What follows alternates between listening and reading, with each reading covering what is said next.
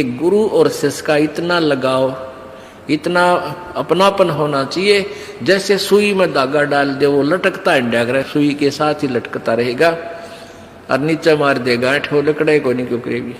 तो ऐसे अपना लगाओ अपने सच्चे गुरु में इत लगा लो। तो ये हुआ गुरु शिष्य का प्रेम, गुरु शिष्य का जो ना आपस में संबंध। जब हम यहां से जाएंगे तो आपकी यहां से मृत्यु होगी तो आपको गुरुजी ही इतना लगाव होना चाहिए गुरुदेव में कि हमने जो कुछ नहीं चाहिए, परमात्मा गुरुजी आज्ञा पाओ मेरे। तो वो फिर ऐसे आप सीधे वहीं पहुंच जाओगे जहां आशा था वासा हुई। तो अब जैसे गुरु और शिष्य का ऐसे लगाव होना चाहिए जो सुई में डोरा रे, तो ऐसे कहा कि फिर शब्द गुरु चित चेला रे। जो मंत्र गुरु जी ने आपको दे दिया वो तो तेरा शब्द, और इस चित्त ने, इस मन ने उस शब्द जो मंत्र दे रखा उसका चेला बना दे। इस मन को उस मंत्र का, इस सुरत शब्द समावे। तेरी सुरती, तेरी मन, तेरी आत्मा उस दिए हुए मंत्र के साथ ऐसे चिपकी रहे, ऐसा ध्यान रखे, इतना उसका सेवन करे जो सुई में डोरा रे। यानी ऐसे सुरत और शब्द इसको बोलते हैं। जो गुरुजी ने मंत्र आप दिया है उसके साथ इस मन को इतना जोड़ दे जैसे गुरु और चेले का प्यार हो। तो अब कहते हैं सुर कहे कबीर सुनो भी साधो, अब शब्द गुरु चित चेला रे। गुरु और शिष्य का जो लगाव है ऐसा ही इस मन को इस मंत्र के साथ ऐसा लगाव लगा, यानी एक पल बीच न दूर ना हो दे। होले सुहागण सुरता त्यार, मालिक गुर जाना है हेतु तो। होले सुहागण सुरता त्यार है तेरा सुन शिखर बरतार, मालिक गिर जाना। ये सुबह आपको सुना दिया था, अब रह कर इसका विश्लेषण कर रहे हैं। अब नित्यानंद जी, ये तो कबीर जी का अम्बाणी जो आगे आपको सुनाई जा रही है। इससे पहले संतों शरण लाग के सुरत शब्द समाह, संक असंकों को से तेरे पिया का देश, और एक पलक में पाइए ले सतगुरु उपदेश। ये ठीक है कि एक पलक में पाइए ले सतगुरु उपदेश। अब 16 शंख कोश की दूरी पर सतलोक है पाताल लोक से, और पूरे संत से नाम लेने के बाद फिर देर नहीं लगे मालिक पाने की। लेकिन आपके अंदर आपके हृदय में ऐसी श्रद्धा मर्यादा अंतिम श्वास तक बनी रहे। सुन सलहली सैल है गगन मंडल के माँ, और प्रेम बिना पावे नहीं चाहे कोट समाधि ला। जब तक आपका प्यार मालिक नहीं उमड़ेगा इतना भगवान मिले नहीं। और वर्क डन मिलेगा, किया कर्म अवश्य मिलेगा। जो साधना आप कर रहे हो, भक्ति कर रहे हो, दान कर रहे हो, ये मिल अवश्य, ये जरूर मिल जाएगा, लेकिन मालिक नहीं मिल पाओगा जब तक प्यार नहीं उमड़ेगा। अब कैसे प्यार कैसे उमड़ेगा भाई? जैसे सूरज के आगे बदरा ऐसे कर्म छयारे। भाई प्रेम की पवन करे चित मंजन, फिर जल के तेज नयारे। क्या बताते हैं परमेश्वर गिरिजी, क्या गरीबदास जी महाराज परमेश्वर को पाने की कैसी विधि बताते हैं कि जैसे सूरज के आगे बदरा ऐसे कर्म छयारे। हमारे पाप कर्मों की छाया आत्मा और परमात्मा के बीच में ऐसे होगी जैसे सूरज के सामने घनघोर घटा छा जाती है। वो घटा, फिर वो बादल कैसे वहां से दूर होते हैं। तेज हवा चलती है तो बादलों को तितर बितर कर देती है, और सूर्य का प्रकाश फिर ज्यों का त्यों समक्ष होता है। तो ऐसे कहते हैं कि हम आत्मा और परमात्मा के बीच में जो पाप कर्म रूपी जो बादल हैं उनको कैसे दूर फेंका जाए, कैसे छांटा जाए, कैसे खत्म किया जाए। जैसे सूरज के आगे बदरा ऐसे कर्म छयारे, प्रेम की पवन करे चित मंजन झलक तेज नयारे। प्रेम की पवन, इन पाप कर्मों को काटने का, इनके हटने का क्या लक्षण होता है। आपको यहाँ बुलाया जाता है, ज्ञान सुनाया जाता है, आप जी को मंत्र दिए जाते हैं, आप जी को प्रेरित करके आपके हाथों से 2 पैसे दान करवाए जाते हैं, दंडवत प्रणाम कराई जाती है। इस सब का उद्देश्य है कि आपका हृदय इतना विनम्र हो कि परमात्मा की चर्चा चल की आंखों से आंसू की धारा बह जा, दरिया बह निकले, चर्चा चले एकांत में बैठ के या कहीं चर्चा चले दाता की, रह रह कर आंखों में आंसू आने लग जाएंगे। जब मालिक की चर्चा चलेगी तो समझो आपके पाप कर्मों के बादल कटने लागे। जैसे सूरज के आगे बदरा ऐसे कर्म छयारे, ये प्रेम की पवन करे चितमंजन फिर झलक तेज नयारे। तो यहां नित्यानंद जी भी इसी का समर्थन कर रहे हैं। सुन सलैली गैल है गगन मंडल के माँ, बिना प्रेम पावे नहीं चे करोड़ समाधि ला। और जब तक मालिक में प्यार नहीं होगा, उसकी चर्चा सुनते ही आत्मा में ये झड़ नहीं लगेगा आंसुओं का, तो तब तक बात काची रह रही है आपकी। लेकिन होगा, अभ्यास बढ़ाओ, मालिक की भक्ति करो, ज्ञान सुनो, और अवश्य होगा। यही प्रोसीजर है। किसी के घने बादल हैं, किसी के थोड़े घने हैं, वह भी इसी तरीके से हटेंगे। हवा चलती रहेगी, धीरे धीरे उनको इधर उधर कर दी।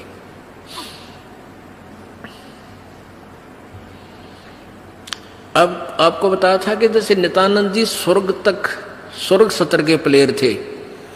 अब जैसे डिस्ट्रिक्ट लेवल पर यानी जिला स्तर पर बच्चे खिलाड़ी खेल खेलते हैं, नियम वही होते हैं उनकी एक ही जैसे, और जो राज्य स्तर पर खेलते हैं उनके भी नियम वही होते हैं, लेकिन लाभ गणा होता है। और जो राष्ट्रीय स्तर पर खेलते हैं नियम उनके भी वही होते हैं, और जो इंटरनेशनल लेवल पर खेलते हैं नियम उनके भी वही होते हैं। तो नित्यानंद जी जो बता रहे हैं ये वही नियम वही है। अब क्या बताया उस परमात्मा की यहां जाने का। परमेश्वर क्या बताते हैं, होले सुहागण सुरता त्यार तुझे मालिक घर जाना है। अब सुहागण कौन है और कुंवारी कौन है? जिन आत्माओं को पूर्ण परमात्मा संत से प्रभु का नाम नहीं मिला तो वो तो कुंवारी है, और जिनको परमात्मा का नाम मिल गया उनकी सगाई होगी परमात्मा से। गुरु बिचौले ने उनकी सगाई करवा दी। अब जिनको परमात्मा का नाम मिल गया तो आपकी सगाई होगी उस मालिक से, पूर्ण परमात्मा से, और गुरु बिचौले ने आपका यू नाता जोड़ दिया। तो इसलिए कहा कि होले सुहागण सुरता त्यार। जो उपदेशी आत्माएं हैं वो सुहागण हैं, और जिन्हें नाम नहीं लिया है वो अभी कुंवारी है। और जो सुहागण होगी जिसकी सगाई हो जाएगी तो वह वही आशा कर सकती है पिया के घर जाने की। कुंवारी का भी कोई ऊद सूद नहीं होती, लेकिन तरीका यही है पिया के घर जाने का। उनको भी सगाई करवानी पड़ेगी, नाम लेना पड़ेगा, गुरु बनाना पड़ेगा। तो उन सुहागन आत्माओं को, उपदेशी आत्माओं को परमात्मा कहते हैं होले सुहागन सुरता त्यार तन मालिक घर जाना है। अब तुझे वहां जाने का तेरा काम बन गया, यानी स्टार्ट हो गया ये प्रोसीजर। ब्याह भी होगा, सगाई हुई है तो ब्याह भी होगा, ब्याह होगा तो फिर सारा काम होगा, पति के घर भी जाएंगे। तो हम स्टार्ट कर चुके हैं, हमारा काम शुरू हो गया। फिर क्या बताते हैं, होली सुहागण सुरता त्यार तुझे मालिक घर जाना है। तेरा सुन शिखर बरतार। सुन शिखर यानी शिखर माने चोटी में, सुन माने सब जहां कोई और नहीं, केवल वही एक मालिक और उसका लोक है। सबसे टॉप मोस्ट प्लेस पे वहां तेरा पति, तेरा भरतार, तेरा मालिक है। सतलोक में सत्य पुरुष है। वहां क्या बताते हैं, रंग महल में रास बिलास अपार है, चलो सकी उस देश सुकंत हमार है। उस रंग महल में सारे ठाठ बाट हैं सतलोक के अंदर, और चलो सखी वहाँ अपना वो मालिक पति है, वो अपना कंत है, अपना प्रभु स्वामी मालिक है, उस लोक में चलो। नहले धोले ओढ़ पैर लेकर 16 सिंगार, आज नहीं ते तड़के परसों तेरे आवेंगे लड़ियार। अब नाना क्या है, धोना क्या है, इस सत्संग रूपी दरिया में, गंगा में अपने अंतःकरण के मैल साफ करे। ओढ़ पैर ले, यहां क्या ओढ़ना है, क्या पहनना है, कौन से आभूषण है कि साधु जैसा भाव आपके अंतःकरण का दिखे, भक्ता के से लक्षण हो, ये तरह ओढ़ना है। और सील, संतोष, विवेक, दया भाव है, ये इस प्रकार के 16 तरह आभूषण है जो एक जैसे लड़कियां वैसे ही उदाहरण देने पड़ते हैं उन्हीं के आधार से। लड़कियां शादी जब हो जाती है तो आभूषण पहनती हैं इसलिए कि तू अपने पति को अच्छी लगेगी। तो परमात्मा हमारा पति है, वो हम उसको कैसे अच्छे लगेंगे जब हमारे ये आभूषण होंगे, नम्रता होगी, दया होगी, सील, संतोष, विवेक से हम चलेंगे, किसी की आत्मा नहीं दुखावेंगे, इस दान धर्म करेंगे, सेवा करेंगे, तो तब उस मालिक को हम अच्छे लगेंगे, पसंद होंगे, तब वो हमें स्वीकार करेगा। और सुमन, ध्यान, भक्ति, ये पांचों यज्ञ करके अपनी कमाई करके अपना दहेज बना ले। फिर क्या बताते हैं, आज नहीं तो तड़के परसों, या अब तेरा कभी ना कभी जाने का समय अवश्य आएगा। तेरे साथ की कितनी जाली तू क्यों लारी वार, और गुड़िया खेलत न जन्म खो दिया लाया नहीं विचार। पहले हम बालक से थे, आजकल तो वो सारा छूट गया प्रोसीजर, तो मॉडर्न सिस्टम हो गया, बालक खेल भी गेला, कंप्यूटर तो खेल रहे हैं। पहले क्या था, हम छोटे छोटे बालक थे, उस समय जैसे दहेज देते थे लड़कियों को, तो उनका के देश था, ऐसे कोई क्या करते थे, लड़की को भेजना होता था तो उसके लिए कपड़े लाते, तो उसको क्या बताया जाता था कि इसको आगे वाली, इसकी जो ना सास, ननंद, पितृ और आसपास की जितनी लेना देना होता है, तो उनकी न्यों क्या करते, 40 तीड़ अग्निया की लाइयो, 40 सूट, तीड़ तना समझते होंगे आजकल के बच्चे, पहला घाघरा हुआ करता है सब बारह, और उसको ऊपर एक कुर्ता, एक चुंदड़ी, उसने तिल बोल लिया करते। तो न्यों क्या करते, ये 40, और पहले दिखाया करते उसको भेजने से पहले लड़की को, गांव की औरतें आती थी गीत गाती हुई, और वो देखा करती ये 40 तगलियां की हैं, ये 20 पछलियां की हैं, ये फलानियां की हैं, ये छोरी के हैं, ये दूसरे ससुरे की हैं, तो ऐसे बताते थे। तो वो छोटी लड़कियां होती थी ना, छोटी छोटी, पहले स्कूल स्काल को जाता नहीं था, वो अपने टाइम पास कराया करती, कहता गोबर बिटोड़ा करती ना। फिर वो छोटी होती तो क्या करती थी, वो छोटे छोटे टुकड़े कपड़े सिलने के बाद दर्जियों पास हो जाते थे, उन इकट्ठे कर लेती और उनके ऐसी सतह बनता करके, और 40 तन्यारी गिनकर दगाल लेती, एक गठड़ी बांध कर उसमें, और 20 न्यारी धर लेती, न्यों का, और एक गुड़िया बना लेती, एक खिलौना बना लेती, एक गुड़िया सी खिलौने की स्त्री सी, और उस गुड़िया ने फिर गेला गुड़िया ने बांध देती गठड़ी में, ये इसकी तीड़ अगलियां की, ये पछलियां की, और वो होते ही जिन्हें चीथड़े कपड़े टुकड़े से, और उनमें तो दूसरा कोई भाई या बहन उसी के लेवल का, 1-2 साल बड़ा छोटा, और एक आधा टुकड़ा निकाल लेता ना उसकी तीड़ मत है, उस गठड़ी मत है, वो पोटली बांध रही थी वह, तो वह रोन लग जाती वह लड़की, अरे मेरी तीड़ काट ली, 5 पीटर रोवर रोटी नहीं खावे, और ओढ़ चीथड़े ने वह तीड़ बांध रही, वो सूट बांध रही पूरा, तो बालक थी। और जब उस बेटी वाली लड़की बड़ी हो जाती है, युवा हो जाती है, और फिर उसका ब्याह हो जाता है, उसकी शादी हो जाती है, विवाह हो जाता है, फिर उसको वो ओरिजिनल तिल मिल रहा है, वास्तविक तिल मिल रहे हैं, उसने वो सूट मिल लेंगे 10-20 जो भी उसके होते थे, तो फिर वह गुडिया लाना खेला है, क्योंकि वह सैनी होगी, वो मैच्योर होगी। तो पुण्यात्माओं, परमात्मा हमें क्या बताना चाहते हैं कि तुम यहाँ जो बेटा बेटी कार कोठी संपत्ति जोड़ने में जो तुम खेल खेल रहे हो, ये गुडिया वाला खेल है।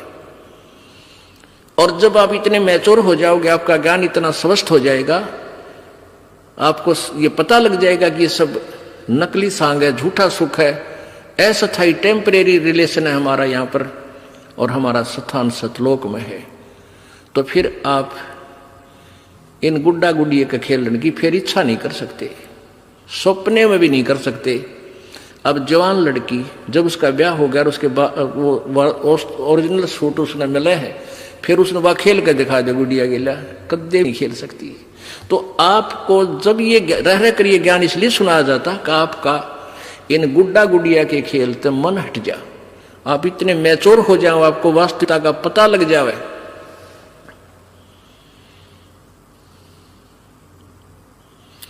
तेरे साथ किए कितनी जाली, तू क्यों लारी वार, गुड़िया खेलत जन्म गवाया, लाया है नहीं विचार, बालक घर जाना है। कितने ते गुड़िया खेल खेल जन्म खो दिया अपना सारा, यही कार कोठी बेटा बेटियां की जोड़ तोड़ में लगा रहा।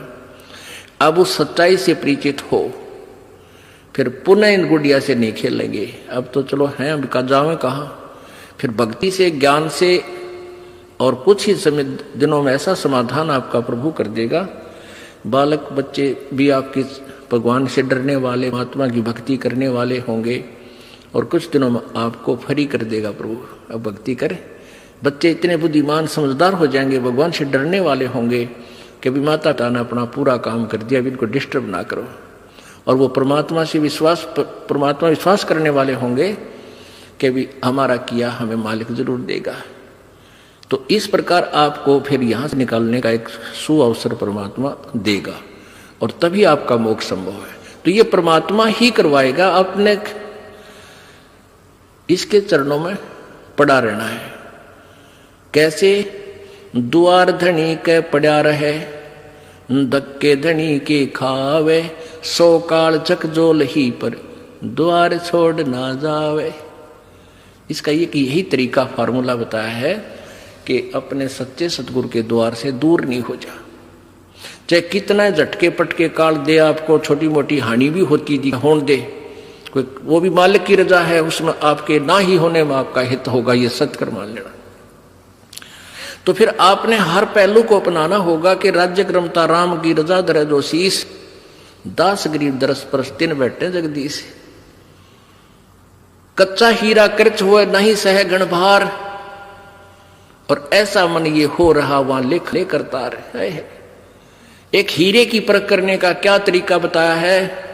एहरन के ऊपर एक लोहे का ऐसा थंब बसा हुआ धरती में गाड़ रखा हो, इतना ऊपर, वो 8 बाई 8 इंच चौड़ा उसका ऊपर का सरफेस होता है, और ऊपर तक घन इतना बारा 2 दड़ी पक्के का लोहे का डंडे में पर, और उसको न्यू मारा करें।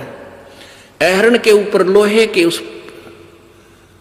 उस एहरन पर रखकर लोहे के उस पटड़े से पे हीरा रख दिया जाता है, और ऊपर से घन ठोका जाता है, और हीरे का निशान भी नहीं होता, वो पक्का है। और जब वो कच्चा है तो क्रच हो जाएगा, उसमें निशान पड़ जाएगा, टूट फूट जाएगा। तो कहते परमात्मा तुम्हारा वहां ऐसे परीक्षा लेगा, आपको यहां से पार करने के लिए ऐसे घण मार के देखेगा।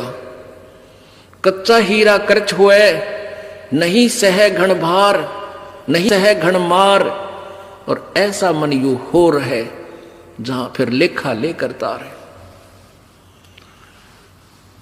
तो परमात्मा बताते हैं कि समझा है तो सर दर पाओ, बहुर नहीं रे ऐसा दाओ। बोलो सतगुरुदेव।